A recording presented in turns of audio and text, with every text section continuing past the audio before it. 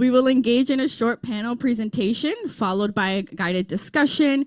And through this work, we will name the imperialist violence against women in Palestine, in the Philippines, in Puerto Rico, all over, and affirm our anti-colonial, anti-imperialist feminist power, responding directly to the UN CSW 70's Violence Against Women panel and more.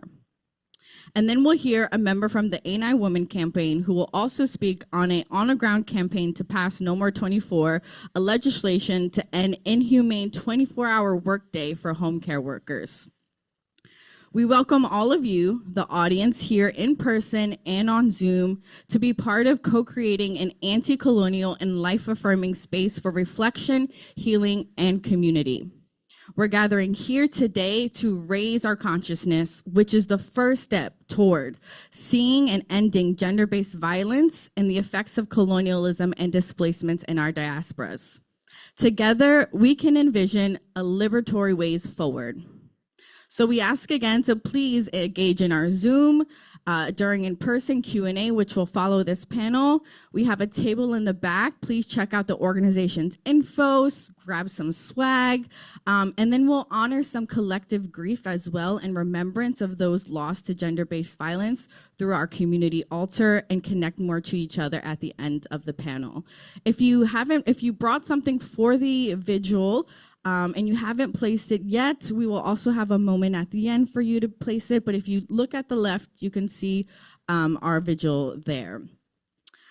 We have light snacks and refreshments provided in the back if you haven't eaten yet. We will also welcome you all to mingle at the end and spend some time together in this space.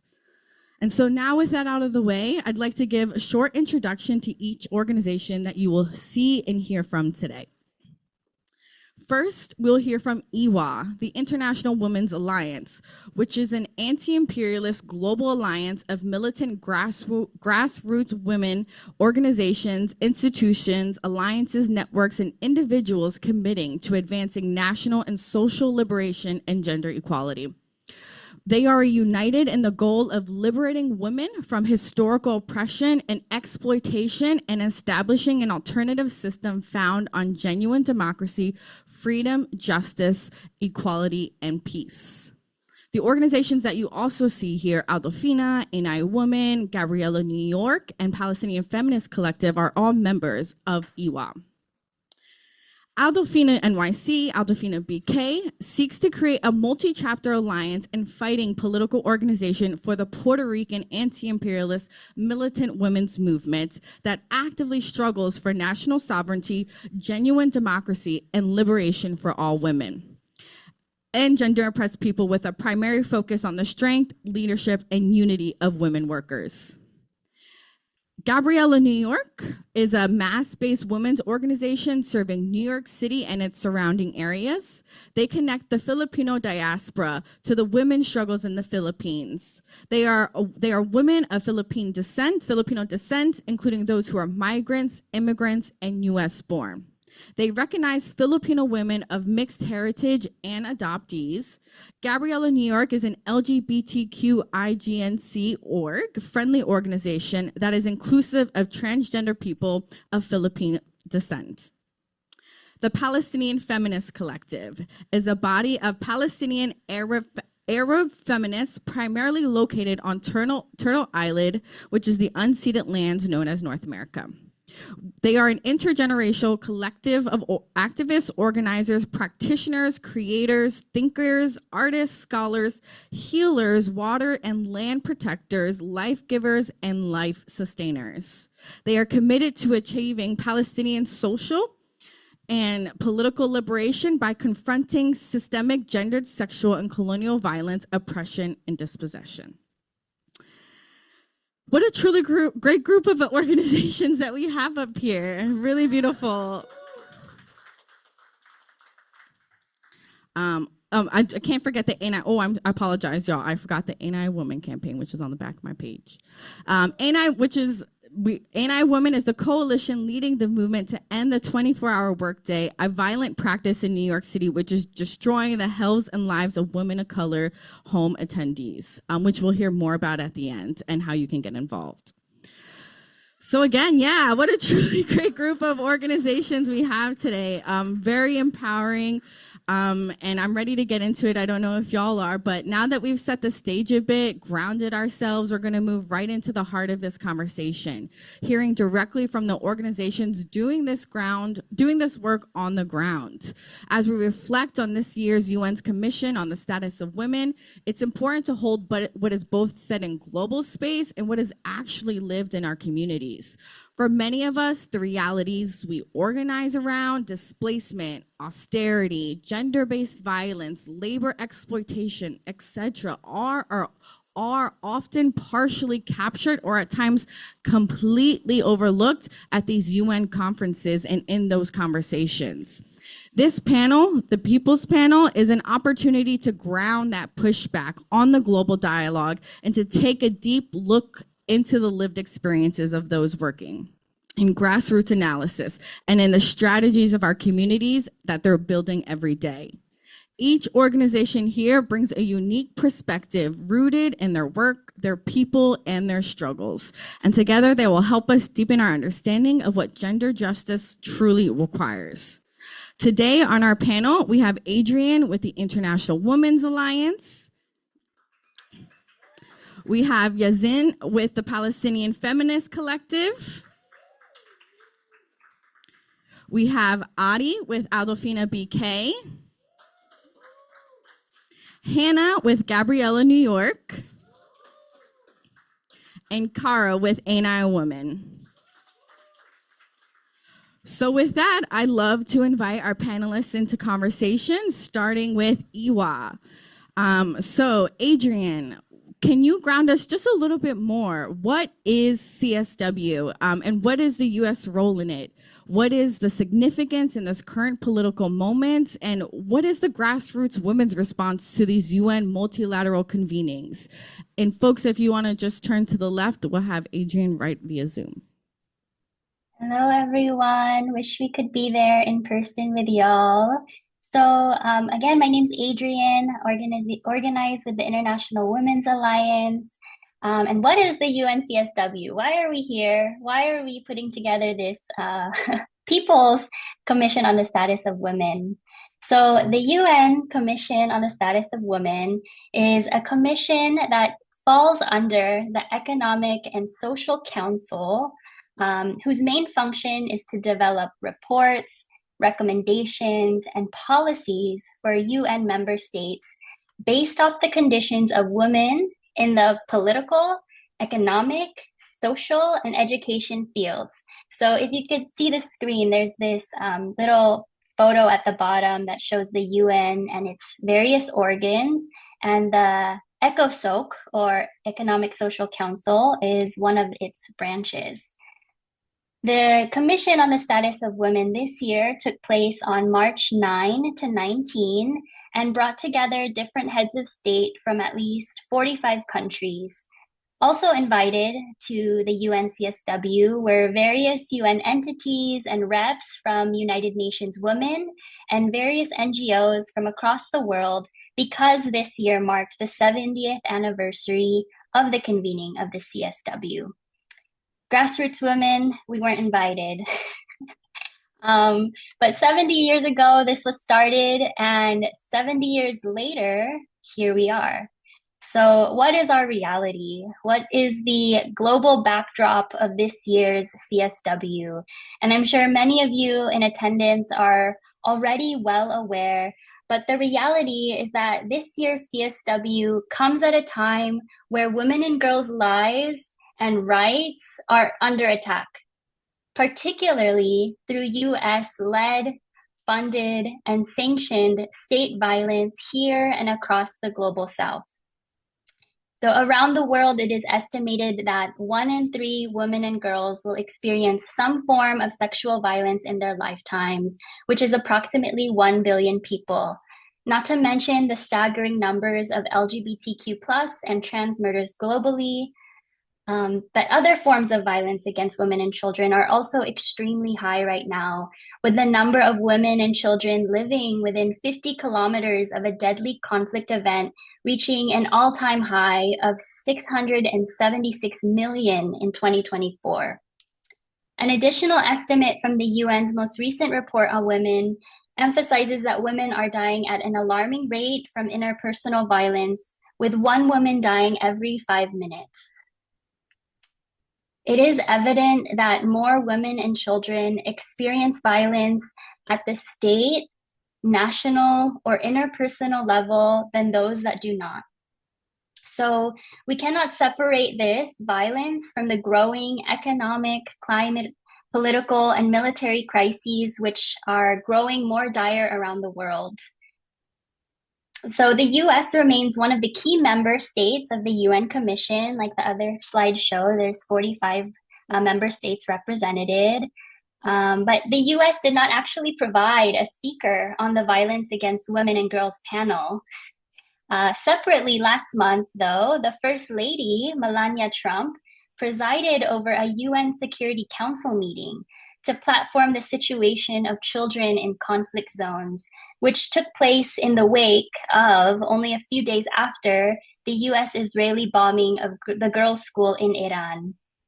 So Iran was actually removed from the UN CSW in 2022 to justify and paint Iran as anti-woman, quote unquote, anti-woman.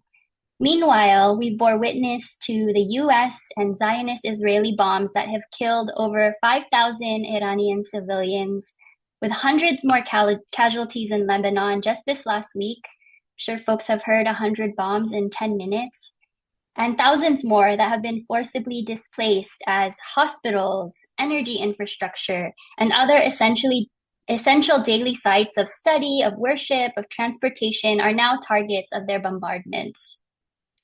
Globally, women suffer under punitive US sanctions, like the women of Colombia and the 11 million Cuban people who are now living under widespread national blackouts that impact every aspect of life, from access to water, food, healthcare, education. Women from the Democratic Republic of the Congo and Nigeria are displaced or subject to violence due to foreign corporations hiring private security or using state forces to displace local communities so that they can extract copper, cobalt, lithium. And these critical minerals that are extracted are utilized for war technologies, advancing AI, surveillance tech, and weapons. The US government, led by Trump, who we all know to be a pedophile, predator, war criminal, is also in the middle of reckoning its own role in not just protecting Jeffrey Epstein's sex trafficking schemes, but also directly participating and facilitating in these schemes. So we see very clearly involving women in decision-making positions and processes does not guarantee justice for women or girls, especially exemplified by Pam Bondi, who was head of these Epstein investigations under the Department of Justice. Across the country, we're also seeing a pattern of systemic violent family separation. Migrant women denied access to life-saving medications while in detention. Pregnant migrant youth as young as 13 are being shuttled from across the country to Texas to deny them abortion access in a state where it is outlawed. And we're seeing the erosion of the rights of children forced into unlivable conditions in these quote unquote family detention centers, or what's pictured here, as folks may have heard in national news and national outcry, the Dilley family quote unquote detention facility. So what's worse is that instead of including grassroots women's voices in this CSW, the UN prioritizes platforming corrupt government officials and excluding progressive governments, social and national liberation movements asserting their sovereignty from US imperialism. So all of this violence has not been resolved in the last 70 years. In fact, it has exacerbated and is operating by design. The UN CSW held panels also focused on ensuring and strengthening access to justice for all women and girls by way of improving legal systems and laws. So whether it be for domestic violence, sexual violence, or violence inflicted by the state, the UN is not denying the fact that women and girls around the world are failed by legal justice systems that are supposedly meant to protect them. But what are their solutions to advance this? What did they platform and what did they unite around? And so we'll see here on this slide, as part of the UN Sustainable Development Goals, or SDGs, the UN is actually trying to achieve gender equality by 2030. That's 4 years from now, y'all. Can they do it? So last September, they re-released a platform called the Beijing 30 Action Agenda that has 6 priority areas to achieve gender equality. So this is their plan. I won't get to talk about every single point, but just to single out a few and share snippets of Iwa's analysis on them. Number 1, involve impoverished women and girls in the digital revolution by integrating them into the tech industry. So involving impoverished women in the tech industry does not actually guarantee their lifting from poverty. In fact, what we see is that it actually guarantees they remain impoverished. Artificial intelligence is trained by these digital sweatshops that are made up of tech workers in the global south that are being paid meager wages. The 4th point, involve women in government and decision-making positions. Now, this points out a somewhat narrow, very narrow view of democracy, promoting women and girls' empowerment through leadership as entrepreneurs, primarily, business owners, or holding positions in government. We see time and time again this narrative, but we know from the grassroots perspective that women in leadership doesn't necessarily equate advancement for women's rights, especially under this current system that we live in. And then 5, develop national action plans that creates and funds women's organizations that responds to crises and conflicts based on the UN Women, Peace, and Security Agenda. So the Women, Peace, and Security Agenda is a whole nother conversation and educational discussion, but the essence of what it is, we'll actually go to the next slide, is that it overemphasizes the role of women in militaries with the outright recruitment of women into the reactionary armed forces across the globe. So recruitment into the very armed forces responsible for causing harm to women and children. It also facilitates the opening up of countries, primarily in the global south, to foreign direct investment, aid, US political and cultural influence and markets, and it does not allow for national sovereignty or genuine independence or pathways for meaningful societal change. So what is our analysis overall of the UN CSW? It's limited. It's limited in its framework, and it is doing what it can do within the framework that it exists in. But these platforms, these agendas, they really fail to hit the mark on the root causes of poverty, violence, and gender inequality. Why? Because the UN works with the very governments that are behind repressing their own women, actually dissuading women from participating in social movements, which will not ultimately improve the conditions of women. To meaningfully eliminate violence against women, organizations must address the violence at the root and fight to end state violence by being bold enough to fight for change and change the system which exploits and oppresses us.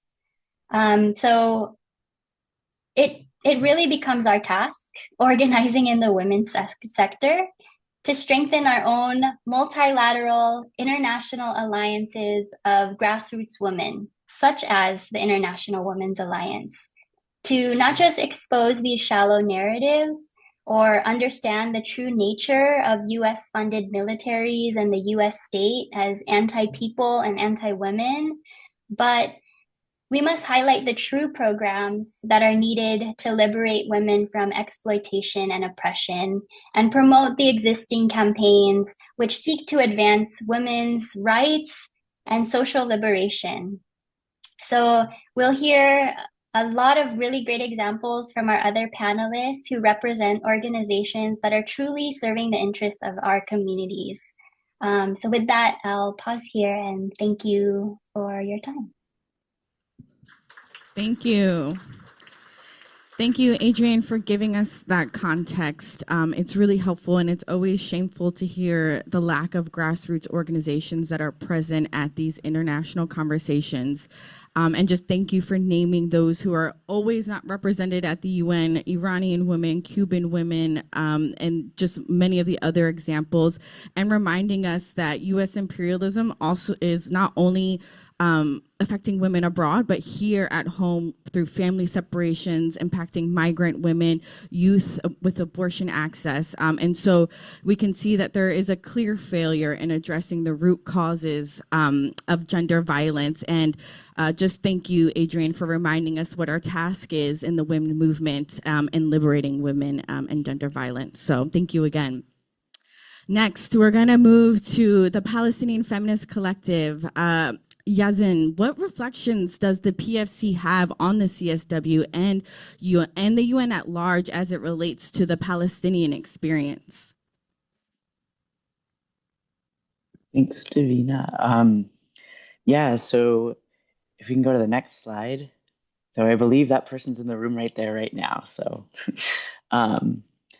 the relationship with the United Nations is really complicated, and I actually wanted to give a little bit of historical context of the relationship between Zionism and the founding of the United Nations, because I think it's a really, really important aspect that speaks to the way that Palestine is perceived in the United Nations today, and also speaks to why it will never be a vehicle of liberation for the Palestinian movement.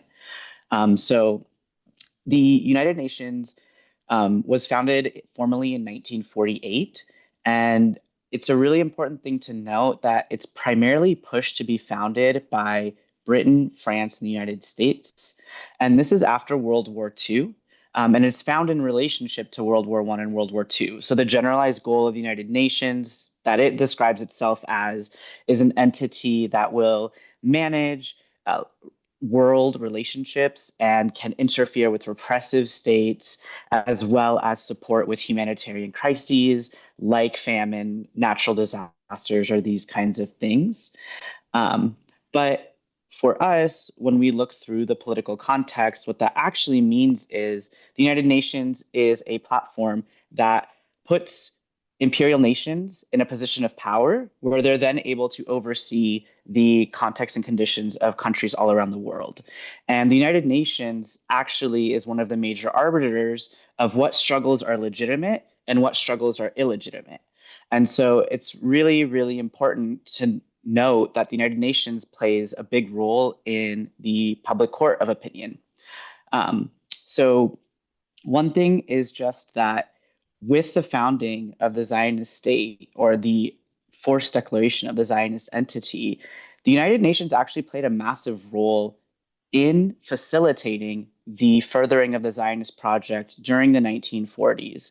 And this is because Great Britain at the time was struggling with suppressing the Palestinian liberation movement and its fight against British colonialism and the Zionist national movement.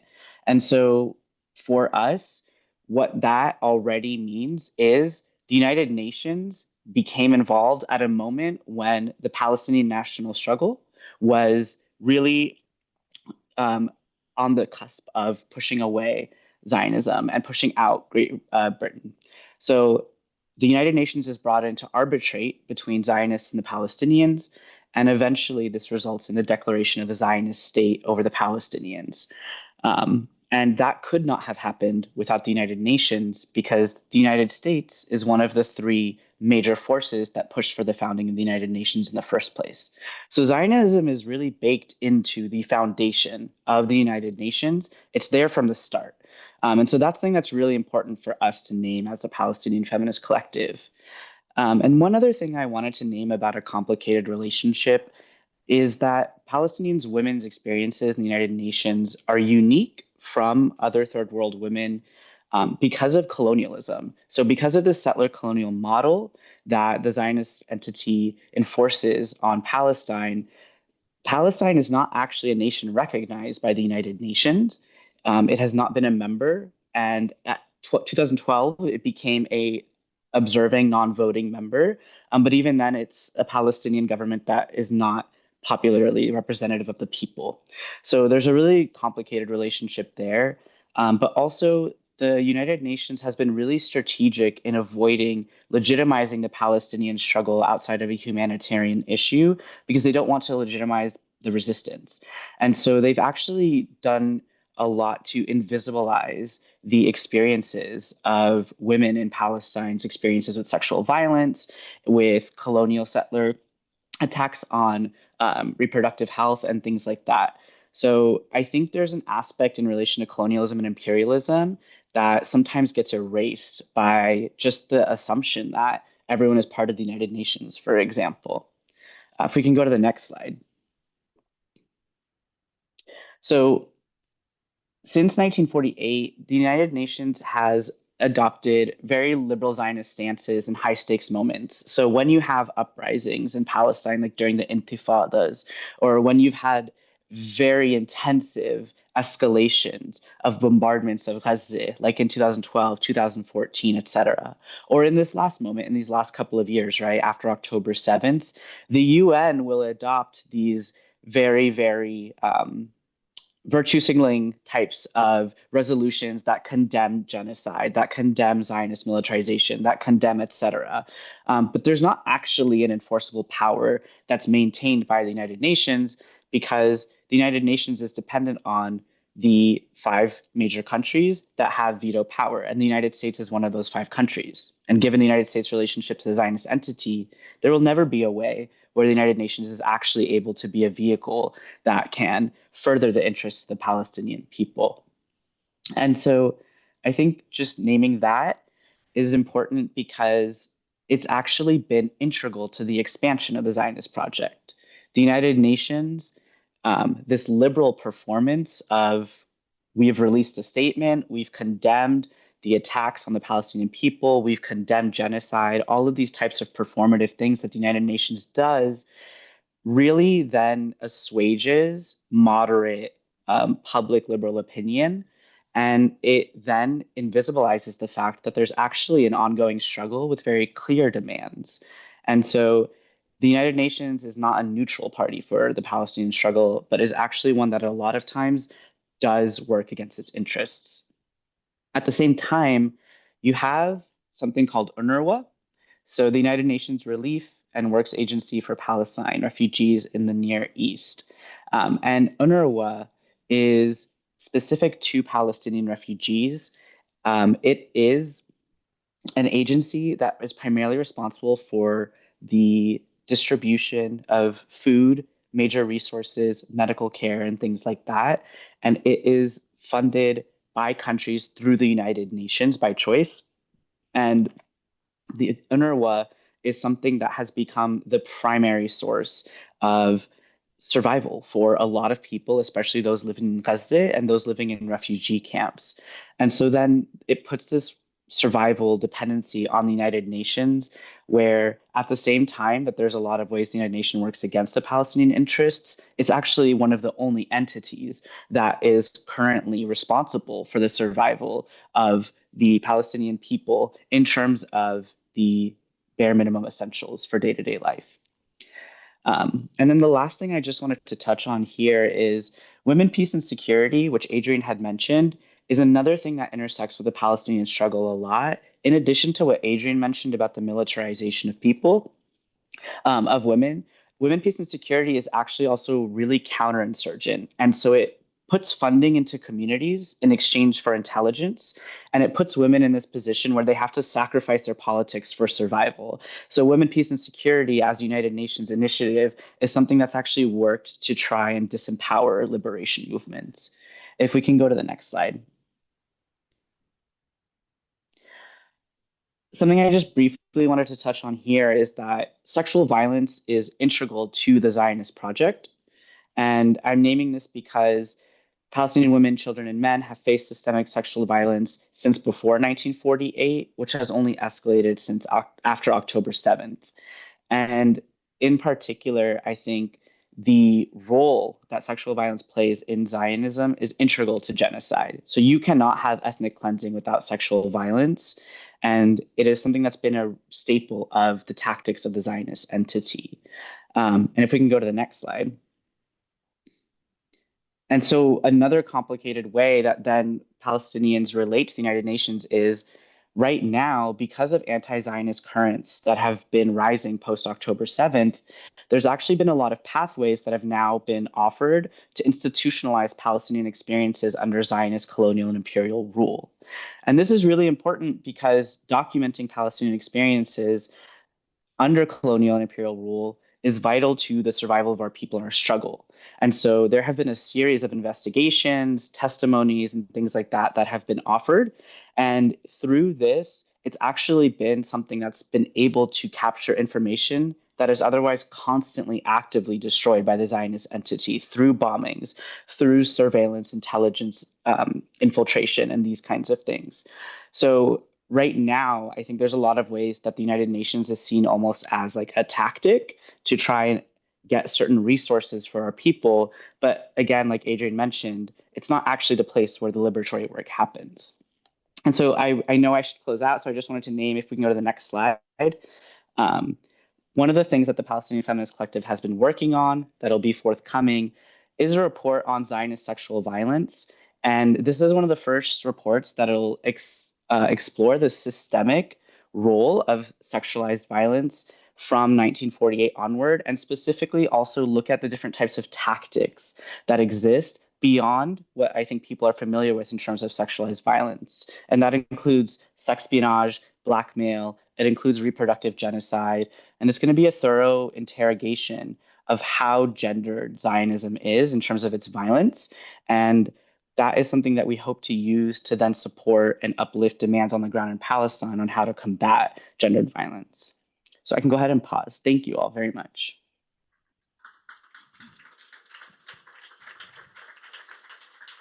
Thank you, Yazin, for this context. It's an incredible reminder and a powerful reminder about the UN's role in pushing the Zionist state forward and their constant disproportionately silencing of Palestinian women at the UN. All right, what an incredible panel so far. Folks, a round of applause for our two virtual panelists so far.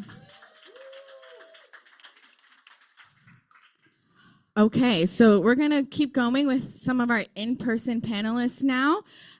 Adi, institutions like the UN focus on laws and funding to address gender-based violence, but we all know those solutions do not work and do not reflect the reality for working women. And based on what you've learned from the masses in both Puerto Rico and here in the diaspora in New York, how does imperialism shape gender-based violence, and what does that mean for how we should be organizing to end it? Hi, Davina. Thank you for that really insightful prompt. When we think about it, institutions like the United Nations, they tell us that gender-based violence can be solved through laws, through funding, and institutional reforms. At the Commission on the Status of Women, we heard about access to justice, policy framework, and the billions of dollars invested into those efforts. We were told that progress was being made, but based on what we've learned from the masses, both here in the diaspora in Puerto Rico, that progress is not really being felt by working class women and gender oppressed people. What was most revealing was not what was said on the panel on violence against women and girls, but what was completely left out of the discussion. So across hours of testimony, violence was treated as a technical issue and something caused by gaps in policy or lack of police and judicial training, but the root cause was never addressed once. Not once was imperialism or colonialism identified as the main drivers of gender-based violence. But that silence is not neutral, it's not political, and it's very purposeful. So for instance, if we look at the current status of Cuba, we see how US policy has established a fuel blockade that has fanned the flames, right, of a nation already struggling due to an almost 70-year embargo. The imperialist enforced blockade that has brought the electrical grid to a halt, causing rolling blackouts. The most vulnerable of the communities in Cuba, like, for instance, the sick, elderly, or those living with disabilities who need electrical supply for medical treatments, are at risk. There's a lack of food and a lack of water, as well as medicine. All of this is simply boiled down to geopolitical tensions, because if we started naming imperialism for what it actually is, that would mean acknowledging that the same governments presenting as the protectors or heroes themselves are actually producing the conditions of that violence, right? So instead of we are given reforms that leave the system intact, but you can't really reform your way out of imperialism, right, guys? So we turn to the experiences of the masses. The reality becomes very clear. Imperialism is not a backdrop to gender-based violence. It is shaping it actively. So Puerto Rico remains a U.S. colony. It is controlled by La Junta, which is an unelected fiscal control board, which imposes austerity. It has been cutting essential services, dismantling a vast range of public sector employment, which is the highest employer of Puerto Rico is the public sector. And all of those things drive mass displacement. So these issues are not separate from gender-based violence. They are the conditions that produce it.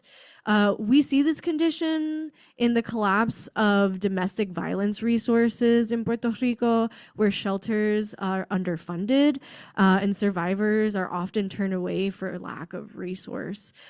We see it in the archipelago having one of the highest rates of femicide, a crisis that is barely acknowledged internationally. We see it when mothers, both working class and those with university degrees, have little job opportunity outside of low-paying service and hospitality positions. They end up staying in situations with dangerous partners to ensure that their children have their basic needs met. We see it in the remilitarization in the archipelago, where sexual violence has long been tied to the military presence there. We see it in the migration patterns. As Puerto Rican families are forced to the US, women and gender-oppressed people face new forms of violence through low-wage exploitation, housing insecurity, and over-policing of their communities. Violence is not only interpersonal, it is economic, it is political, and it certainly is colonial. But the people living in these realities were excluded from the conversation at the CSW 70. Puerto Rico was not represented during the Commission on the Status of Women, and the most impacted were spoken about but never given the microphone to speak about their conditions. And at the same time, we heard calls to address violence by focusing on individuals, by engaging cis men as partners to ending gender-based violence. But violence does not emerge in a vacuum. It grows in conditions shaped by poverty, displacement, militarization, and state control. When survival becomes a struggle, violence intensifies, and that does include gendered violence. To reduce this to the individual behavior of some is to ignore the system that produces those conditions. And if imperialism shapes gender-based violence, then our organizing must confront that imperialism and not work around it. We do not just call for cis men to be part of this conversation. We call for a working class anti-imperialist voice to lead it. And that means rejecting reliance on the same institutions that have failed us time and time again. Policing has not brought us safety. It has brought surveillance, criminalization, and more violence. In Puerto Rico, police are not just failing to prevent femicide. There are often many cases where they are the perpetrators of that femicide. So instead, grassroots organizing means centering the leadership of working class women. It means organizing with the masses and not speaking for them. It means building political education, collective power, and connecting across struggles between Puerto Rico, the diaspora, and internationally, between housing and labor, gender, violence.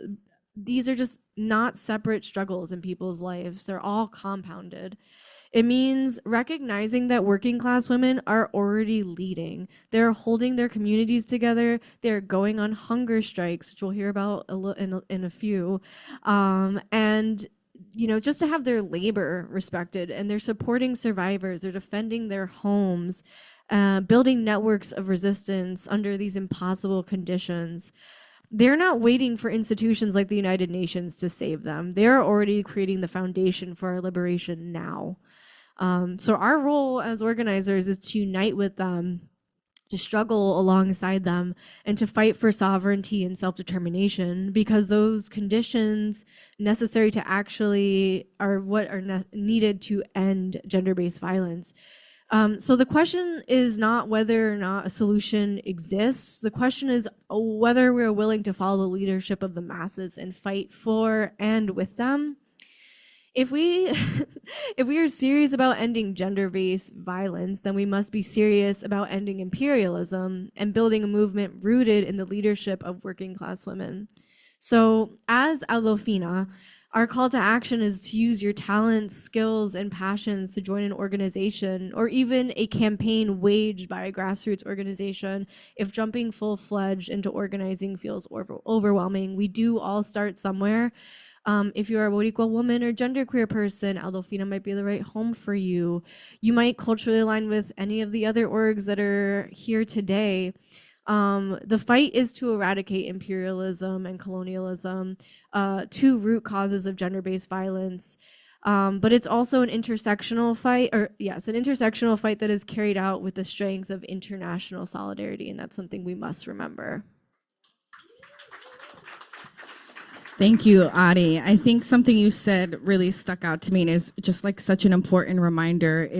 We're being told by these institutions and by the UN that progress is being made. They are saying, hey, look, we're doing it, we're doing well, but that's not being felt on the ground and it's not being felt in our communities. And I think it goes back to something Yazin said earlier, is that the UN is a platform and puts the platform on for imperial nations and puts them in positions of power. And so the UN will constantly refuse to name imperialism and Western powers as the root causes of a lot of these issues.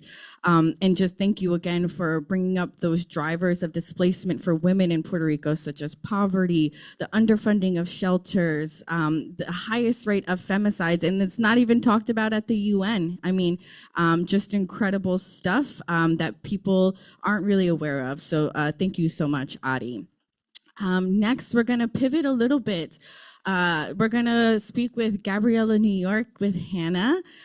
So Hannah, during President Bongbong Marcos' UN CSW speech, he said, too many women experience discrimination and violence, but never really addresses what those issues are or what exactly is happening.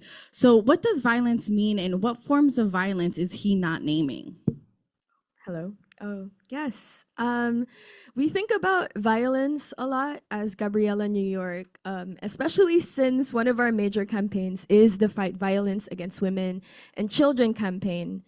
But when we say we fight violence against women, we talk about the multiple forms of violence that shape the lives of women, children, and LGBTQ+ folks. The interpersonal violence that women and children experience is rooted in systemic violence. And in the context of the Philippines, there are three fundamental problems enacting violence on the Filipino people, and that is imperialism, feudalism, and bureaucrat capitalism. And as the head of the Philippines, which is a neo-colony beholden to US imperialist interests, Marcos Jr. and the rotten state he represents is the #1 enemy of oppressed working-class Filipino women. President Bongbong Marcos has no right to pay lip service to the violence that women experience when he is directly responsible for the suffering of Filipino women today. And locally, we've seen in the past year how much we've connected with domestic violence survivors in the city. We've sat in long court hearings where we've witnessed firsthand how the law does not protect survivors. We've moved someone across state lines when they decided to escape their abuser, and we've had multiple conversations about domestic violence cases connecting to immigration woes and how their cases could affect their visa status. And in this local campaign alone, we see how domestic violence relates to economic violence through forced migration. We see how dire socio-political situation, social-political situation back home forces Filipino women to migrate abroad and take risks, even becoming undocumented, just in order to send money to their families on the other side of the Pacific. And it is heartbreaking to see how Filipino women here in the US are separated from their children, their spouses, and their families in the Philippines for years due to the Marcos Sr.-backed, and Marcos Jr. continued labor export policy in the Philippines, which has institutionalized the export of Filipino people as cheap labor to be commodified abroad due to the economic crisis back home.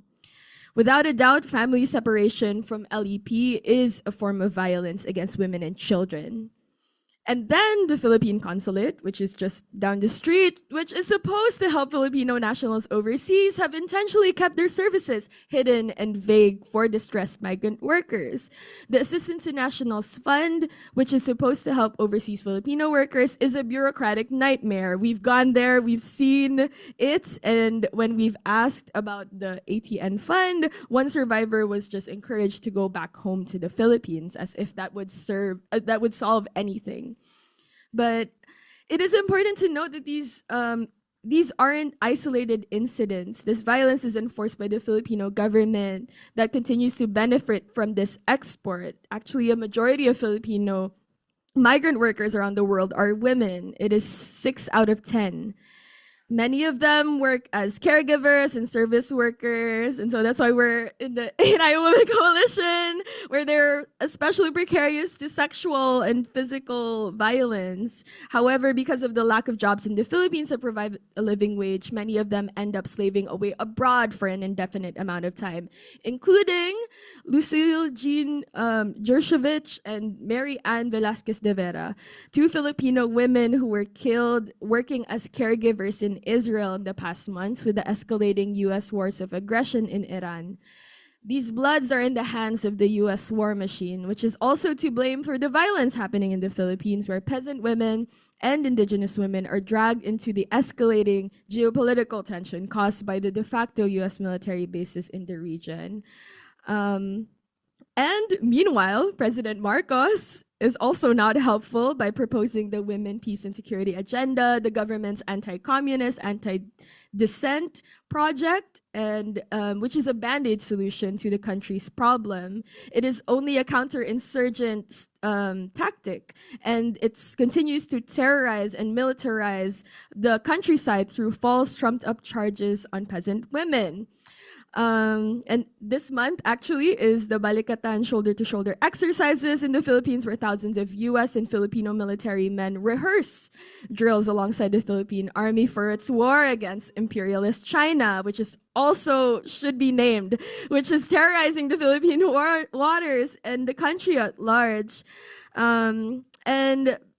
We see how this affects women in the way that the rise of inflation has caused them to experience hunger, because it just in the past month the price of diesel has tripled, and yet the oil reserves in the Philippines are used for these military drills and not for the people. And so that's a lot of things, but we see how interwoven multiple forms of violence are. It is important to acknowledge that ending violence against women requires ending the 3 basic problems in the Philippines: imperialism, bureaucratic capitalism, and feudalism.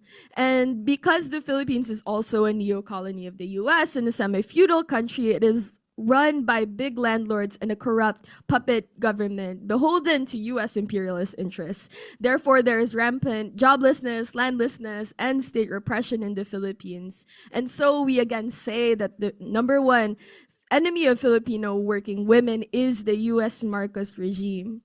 So the violence that we experience here locally, that women workers experience here in New York City, is all connected to this systemic violence, including the privatization of our healthcare, the 24-hour workday, which Kara will talk about later, the displacement, sweatshops, war, and genocide. So ending this system requires the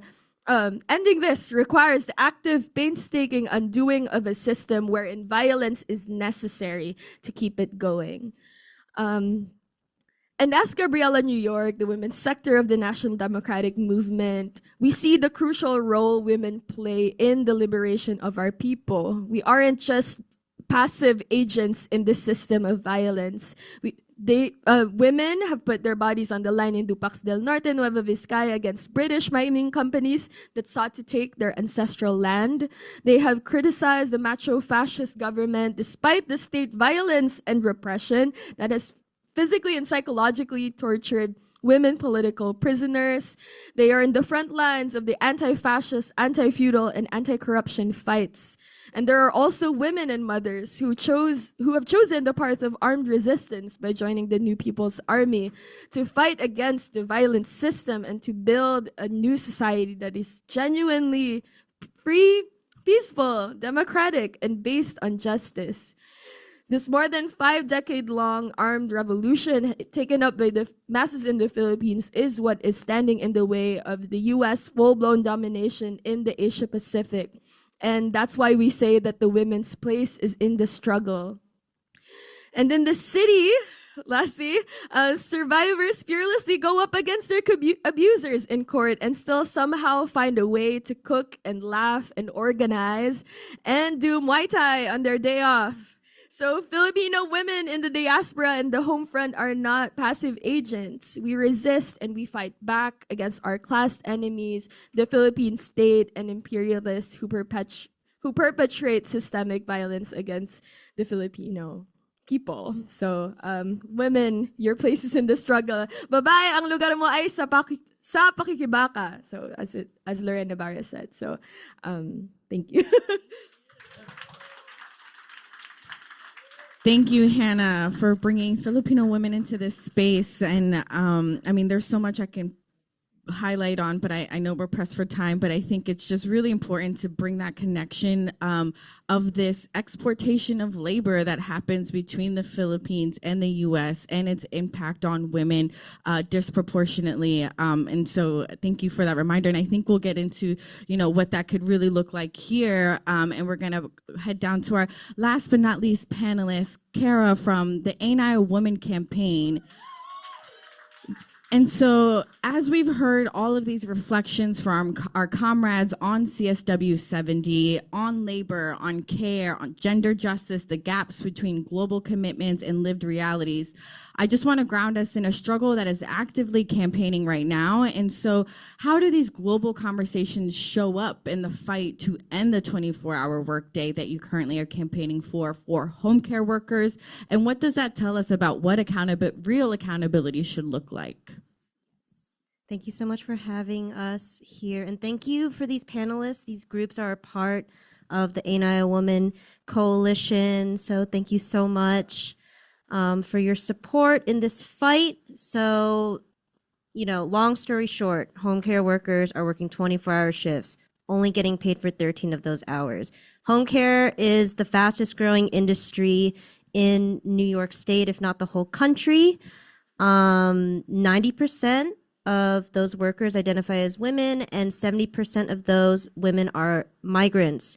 So it's super obvious after hearing from Adolfina and Gabriella, that the U.S. creates all of this rampant violence abroad, so that way then they come here looking for work, following the dollar, the power of the dollar, only to, be subjected to there's still rampant violence, but the very quiet violence that is working 24-hour shifts that steals your health, steals your life, rips these women away from their families. It's more obvious to working people now more than ever that this system is violent and relies on destroying the health and lives of women to justify the exploitation of everyone else. And what do women do in the face of this? Women workers and their fight to end 24, that all of these people are a part of, have provided answers to this. And even now with their announcement of a hunger strike, is where we need to come in and support them, right? Because, you know, real accountability is not just sitting back and letting people, you know, the system do its thing, because them doing their thing is delaying, continuing to like push these women's demands off to the side, because the longer you delay, the more you can squeeze out of these workers. You know, it's been 3 years trying to get the No More 24 bill to this point. This is the furthest that the bill has been to this point, because workers and people, the organizers supporting them, have joined them in, you know, going to every like mayoral campaign event, constantly pressuring these people that are campaigning, including Zoran, you know, to make a promise to the people to pass the No More 24 Act. And he's on the record of saying, yes, I will do that. And now, you know, with this bill, you know, on the surface level, it may seem like it's reformist because like it's a no-brainer that 24-hour shifts are bad. But what's interesting about the bill is that it also puts a cap at how many hours someone can work that week. You even see that in like the private sector, like office workers are even like asking for like an 80-hour cap, which is like ridiculous. But because of this stipulation, you know, you've got people like Kathy Hochul calling our speaker, Julie Menon, asking her like to not pass the bill because of something so simple as a cap to hours. Like they're trying to spin this as this thing of, oh, well, you're denying like women their right to work more. Like everyone needs money. Like, isn't that what people need right now? Like to reduce everything down to just money is a ridiculous, reactionary, and oversimplified overview of the issue, right? Like, because money is what's being used to justify delaying all this. You know, workers went through the whole ringer. They went to the unions, and then you know, the unions were telling them, oh, you can't expect nonprofits like Chinese American Planning Council, who owe women workers $90 million in stolen wages. Like, you can't expect nonprofits to pay you enough. So then you go to the lawmakers and they're like, oh, well, this is a city issue. This is a state issue. They're giving the workers the runaround, but the message is simple and clear, you know, no more 24. It's such a no-brainer. It's ridiculous. So, you know, we're seeing our leaders bend over backwards over the wording of the bill to the point where, where even though Julie Menon did come out during the workers' sit-in and say, yes, I will pass this, like the deadline has passed. Like that's why workers are launching this hunger strike, because they're not being, you know, listened to. It's ridiculous. Because when women say no to working like this, they don't get shifts. Their home security is threatened, as well as their benefits. It's just, it's ridiculous. So this is why we must come together. Everyone from like all trades and all walks of life need to come together and stop this violence, because this 24-hour workday exposes the root of the imperialist system. You know, you need to squeeze workers for more and more, stealing everything, not just money, but like their health and lives. You're creating this system of like underemployment and displacement, so that everyone is just living in this precarity, so they feel that they have no choice but to submit to 24-hour workdays. Uniting workers is the only way to hold the system accountable, because when all of us come together, there are way more of us than there are of these capitalist exploiters, obviously. And also New York City is really important to have this fight, because we are like the empire state. New York City is looked to as the example of the rest of the world, right? Oh, if they can do it in New York, then like, of course we can do that anywhere. If they're going to build like these crazy jails that are 40 feet tall, like why can't we bring that over to we are? See, New Yorkers can do it. Why can't we do it? If you can make it in New York, you can make it anywhere. So it's so important for us to follow the footsteps of these workers and their demands, because what they want is at like what we should have as well, a system that actually values the lives of women, values our health, because so long as a system exists that doesn't value that, then like we're all screwed and just, you know, money making machines for them. So yeah, all of that information is to join the hunger strike is in the back. It's April 16th. If you're not able to come in person, make a stink. Tell your union, hey, like, our union's pretty cool, but it seems like 1199 and DC 37 are not trying to end these terrible work conditions. What's up with that? You know, you might not think it's related to you, but it really is. Like I already said, I think by accident like a million times, like, to continue to allow this super exploitation to exist will justify our own exploitation. So it's a big block that we're chipping away at, but this is definitely the start of that revolution. Thank you, Kara. You know, I went to the sit-in the other day, and something I heard powerful was, imagine we asked Mayor Mamdani to work 24 hours and get paid 13 of those. If we asked CEOs to work 24 hours and get paid 13 of those, it would never happen. And so this is modern day slavery that's happening. And so please get more information in the back, join the hunger strike, support home care workers. It's an important work that's happening right now. Thank you all so much to our panelists for sharing your insights. Your work, your reflections. We've heard so many powerful things, and I think what we've heard here today also really reminds us that while spaces like CSW 70 and the UN try and attempt to take center stage of these conversations, it's actually our communities, our movements that push the work forward and hold those systems accountable. And so just want to give one more round of applause for all of our panelists. So these conversations don't end here. We want to include you all into this. We're going to open it up for Q&A for a little bit. We want to hear what is coming up for you, what resonated, what are some questions you have for the panelists via Zoom or here in person. We have some mic runners that will take some mics to people, but if you just raise your hand, we have a couple in the back. I was just wondering, obviously it should be no more 24, but what would be the maximum cap of hours? I think it's 56. It's 56 in a week. That's a lot. Yeah. But I just wanted to highlight that it's not a big ask. It's ending 24-hour work days, split it into 2 split shifts, 12 hours, right? So that patients get good care.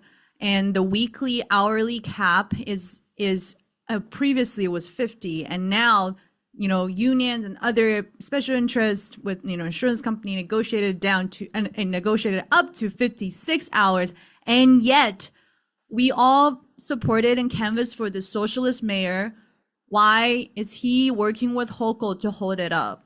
Is the question that we should all be asking. And so please come support the work. Shouts out Yolanda, leader of the movement. Hey. Amazing. Any other questions? Are there any Zoom questions coming up? Any more questions in the audience? Yep. This is for anybody. What have been some effective methods that y'all have used to bring new women into the movement? Can I answer this one? Like literally being on the street.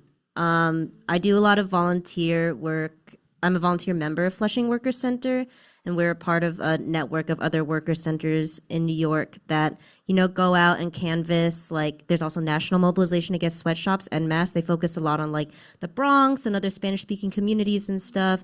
Chinese Staff and Workers Associations. We literally go out on the street. We kind of have like a presence. Like every week, there's this great clinic that Flushing Worker Center has out in Jamaica, and you know, you're not gonna get someone like the first time, but so long as you commit to a consistent presence, then you're building those relationships. You're like showing workers like, hey, like we're here for you, you know.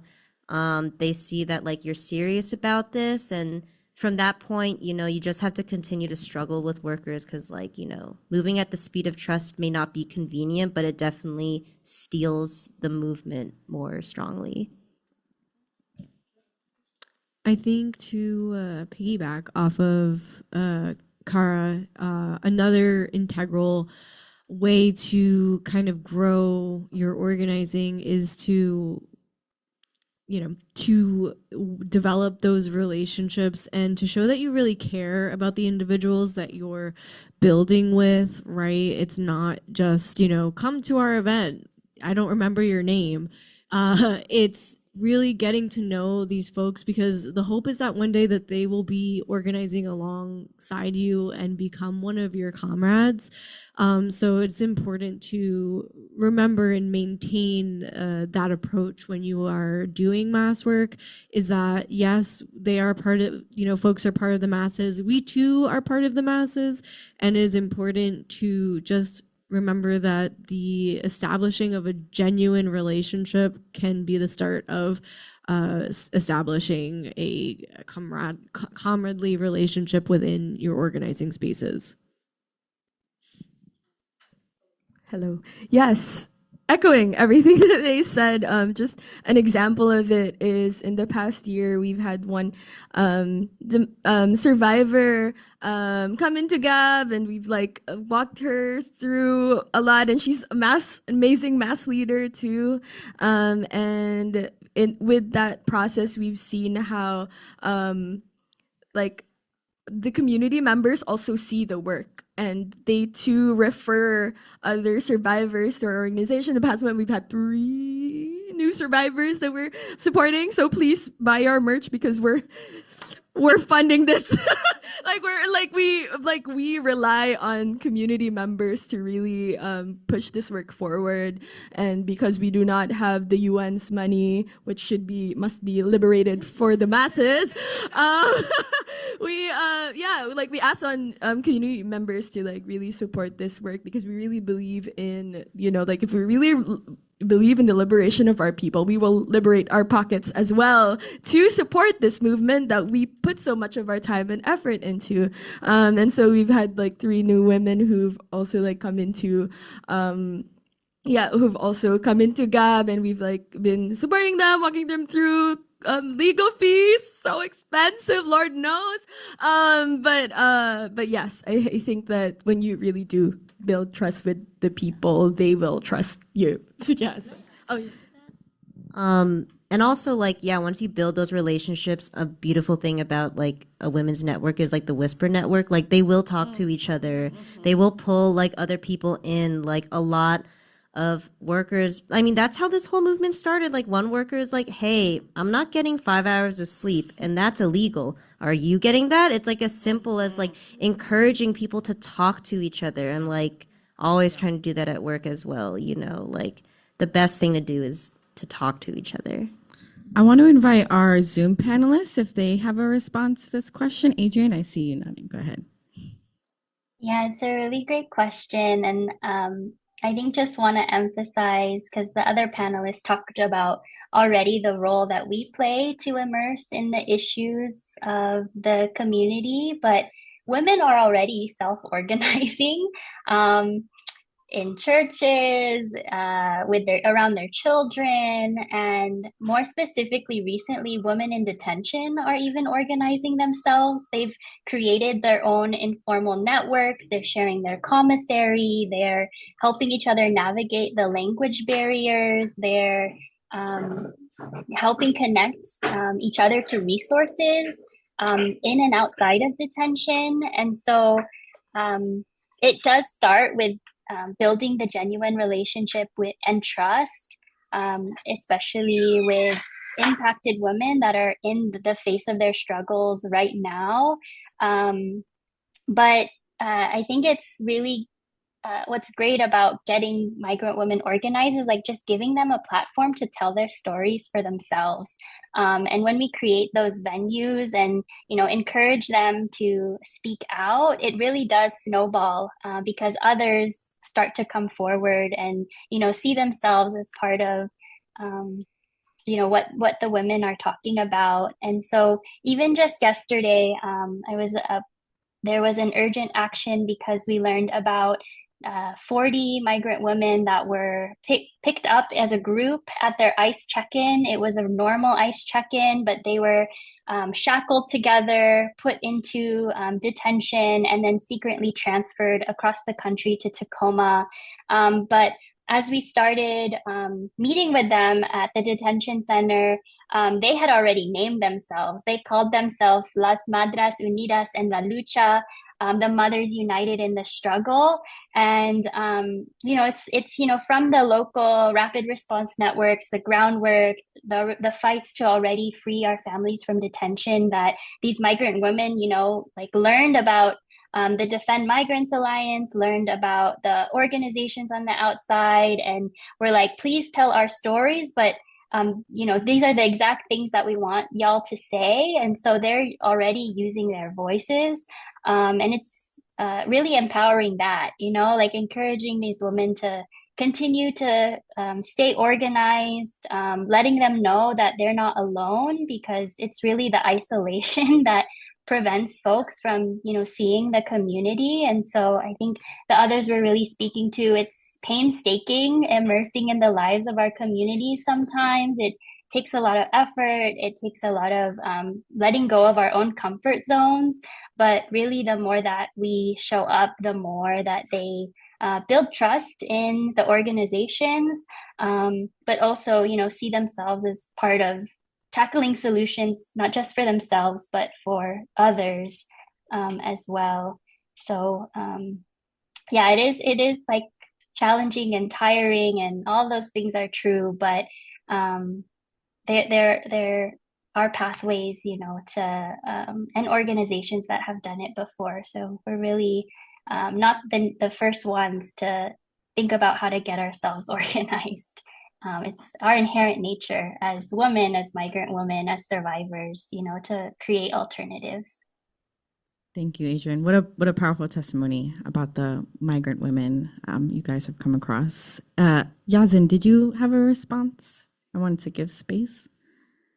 Appreciate it. I think just one thing I'd add, because I think there's a lot of overlaps in some of these conversations about mass building and relationships with different folks in terms of their position.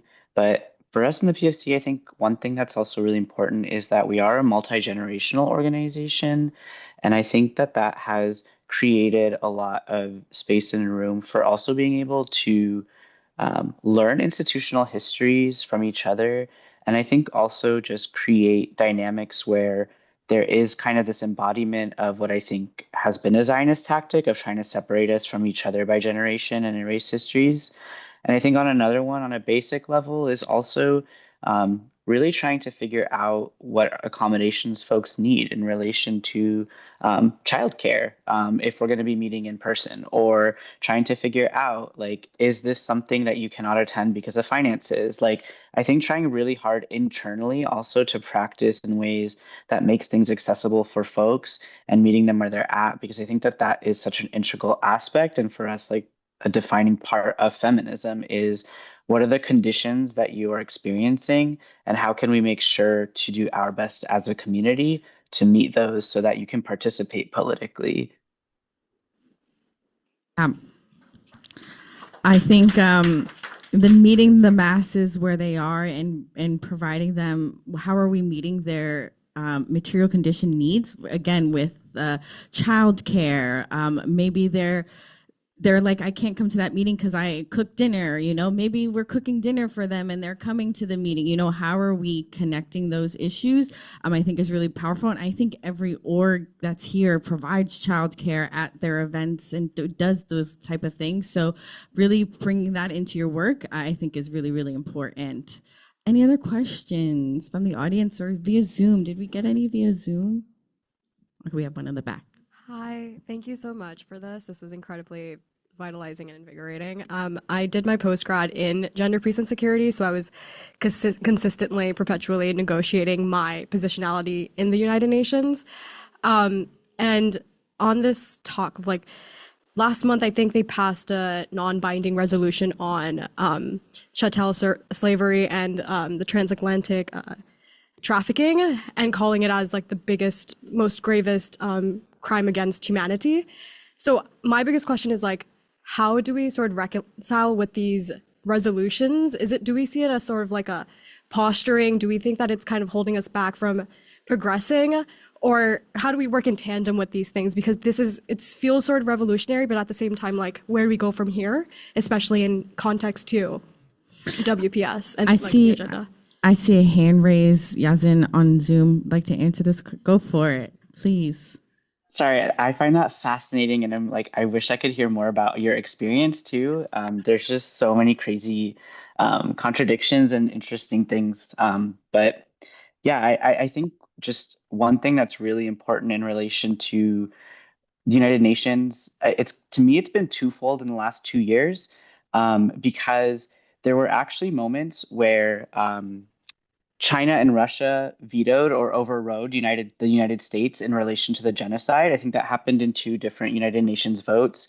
And there were also different votes that took place in relation to the genocide where a majority of like the world was voting in opposition to Zionist actions. And to me, there's a lot of ways that is empty. It's posturing because at the end of the day, the United Nations is an entity that does not and cannot enact anything beyond what the nations within it will allow. And an imperial nation will never allow for its undoing through the United Nations, like that for sure. But at the same time, I do think it's a great way to get a litmus of like, where's the globe at in terms of what ideologies are shifting right now. So I think that like there's a lot of ways that France, for example, Germany, Italy, Spain, there's all these back and forths that you're able to see from like these Western, usually very staunchly Zionist countries actually were signaling shifts over time in their votes or in their participation. And I think that that's something that the United Nations is valuable for, is getting to track like what is the moderate like trend right now. And that's not at all relevant in terms of our liberation, right? In terms of the radical ideologies. But I think it does give us a sense of like right now, where is like the basis of the majority of mainstream folks in terms of liberalism and moderate histories. And based on that, what are the ideologies we can take for granted in our organizing? And what are the ones we still have to try and dispel and convince people of? And I think that that's really helpful. The other thing I will say is the United Nations, I think there are aspects of it that have hindered movements. And I think there's a lot of efforts and time and resources that a lot of grassroots organizations around the world have put into trying to push radical change were picked up by the UN, which seemed like a victory for them. And then it got co-opted and then all the teeth were removed.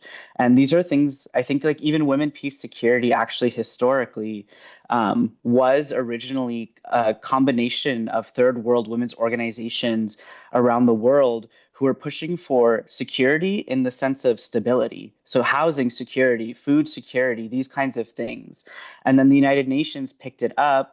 All of these imperialist nations took the definition and turned it into securitization and militarization. So I think that there's a way that as the United Nations advances certain things, it's oftentimes actually a way that's undercutting the radical movement on the ground. And that's, the effects of liberalism. And I think that that's really important to keep in mind because it's really hard then to get folks to really recognize what are the voices on the ground saying, because the United Nations has this de facto perception of like, we are the voice of the world. Yeah, we'll have a couple panelists up here also respond. Go ahead. Okay.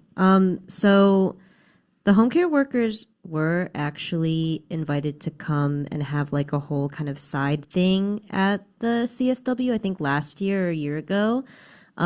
Workers like years ago, before I even started organizing with them, like left a letter outside of the UN. And then finally, they were allowed inside and like to give testimony and everything. And the UN was like, I forget which branch it was, but they were like, okay, we're committed to writing a letter to Marco Rubio and telling him like, hey, this is happening in your country, this is really bad, you know. And that was like a year ago. And I, you know, Yazan, like, I think really put it really succinctly very well, like, you know, yes and but, you know, like, we can't rely on the UN as like the be all end all, but, you know, I actually, you know, that was really interesting to hear, like seeing it as a gauge of like, okay, like where is the nation, you know, the world at when it comes to like regarding like 24-hour work days, like working under those kinds of conditions, right? At best, like someone up top, kind of like Kathy Hochul telling the rest of the state, like is, you know, suppressing that, like making it really slow as like the wheels of bureaucracy are. At worst, they're like ignoring it. You would hope not, but yeah, there's definitely some and you know, like I said before, like if women waited for the UN to do something, we wouldn't be at this point now where we're like this close to getting the bill passed. That wasn't because of the UN, that was because of us. So I got one on this side. Yeah, I really love what all the other panelists have had to add to this question. I think another way we can utilize the UN, furthering the concept of the UN as merely a tool, is to really keep a track record of like what they have on their agenda and utilize those, you know, quote unquote promises, because we've already established that they're not really able to make changes in regards to like what each country allows, but to utilize those promises as ways and means to develop campaign work, right? I think that's really important to kind of collect what they're working on and bring these things that are kind of like falling through the cracks in a consumable way to the masses, right? Because not everyone has the time to like go through a 20-page referendum. Like, you know, people are working, people are parents, people have, you know, family members, parents they're caregiving for. So if we can just make these things that they're falling, you know, not falling through on consumable and create campaigns around these issues, that is one way to use the UN as a tool. And I know like kind of like work with what's going on, but that's the best way that I could really see them being useful. Yeah. Oh, one last short thing to add. Yeah, Marcus has been trying to get a seat on the UN Security Council. I forgot to mention that earlier, but Filipino women still don't have like genuine security. Like the like Filipino women and working women at large are still, you know, living under really precarious working conditions.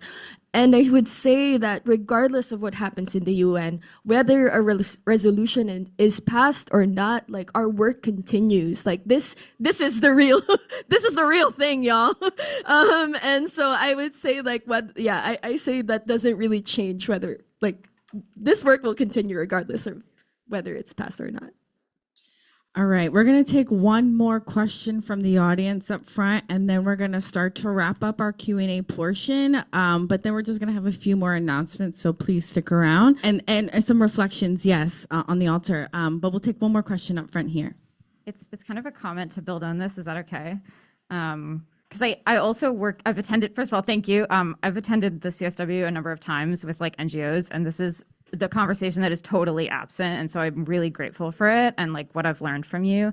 And I wanted to agree with, like, I think Yazan said it perfectly about the sort of co-optation of energy of movements, especially around like, yeah, women, peace and security. Like there are a lot of amazing grassroots movements that are trying to use that. And then it all kind of gets siphoned into like these UN processes and like very tokenistic, very like, yeah. And I wanted to say that like this year at CSW, the US is like, they're not even satisfied with like the amount of power they have in the UN and how they use it for their own advancing imperialist agendas. Like they're now sucking up so much more energy of like trying to attack like gender language, like advance like anti-abortion language, like redefine terms and like and they're like deleting the word gender from a lot of documents, threatening to veto things if they don't like replace gender with sex, or like, so they're like advancing a lot of like anti-trans agendas, anti-abortion agendas, and using the UN now in that. And I have so many questions about this, because I feel like a lot of NGOs are then like, okay, we have to defend the language. And then so much energy is getting sucked into that specific legal kind of thing when that was already so flawed. And so I just wanted to say that, because it's been a huge frustration for me of like that environment and space. And Yeah, I thank you for that. I think that's a powerful reflection.